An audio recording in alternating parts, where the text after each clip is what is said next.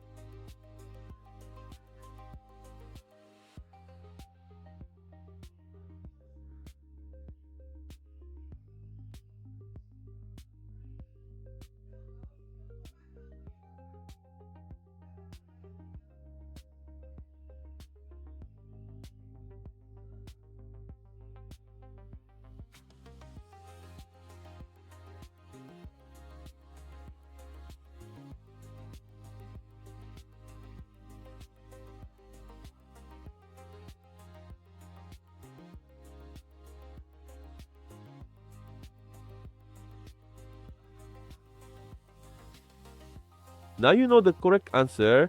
If you got it right, comment below. If you got it wrong, don't worry. This type of expression tricks many people. Leave your like and subscribe to the channel and follow the upcoming challenges. See you in the next video.